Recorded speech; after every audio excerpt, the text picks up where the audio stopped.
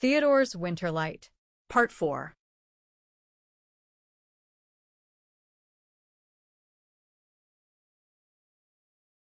The next morning, the snow had stopped. The forest outside was hushed, wrapped in a blanket of white so thick it muffled even the birds. Inside the cabin, the fire had burned low, but the warmth lingered, held in the walls, in the cradle, in the quiet closeness between Theodore and Eliza. Eliza sat at the small wooden table, a mug of tea cooling in her hands. The letters lay spread before her, each one a thread in the tapestry of her mother's voice. Some were stories of childhood winters, of laughter by the fire. Others were reflections, written in the quiet hours after Eliza had gone to sleep, when her mother had sat in this very cabin, watching the snow fall. Theodore moved slowly that morning, his joints stiff but his spirit light.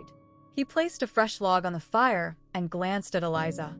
"She wrote them for you," he said, even when she didn't know if you'd read them. Eliza nodded, brushing a tear from her cheek. "I wish I'd come sooner." "She knew you'd come when you were ready."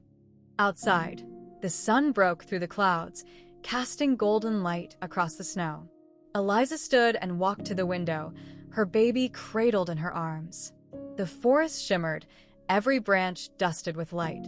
"I want her to know this place," Eliza said softly. "Not just the cabin, but the quiet, the kindness, the way everything here feels like it's listening."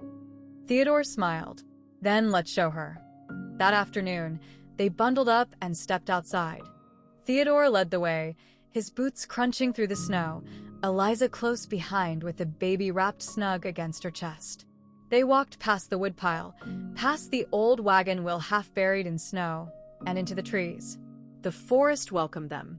They came to a clearing where the sun touched the snow like honey on linen. Theodore knelt and brushed snow from a small wooden marker, his wife's name carved into the grain, weathered but strong. Eliza knelt beside him, placing a hand on the marker. "She's here," she whispered. Theodore nodded. "Always." They stood in silence, the baby stirring gently, the trees swaying in the breeze. And then Eliza reached into her coat and pulled out a small notebook. She opened to the first page and began to write. "To my daughter, for the winters ahead."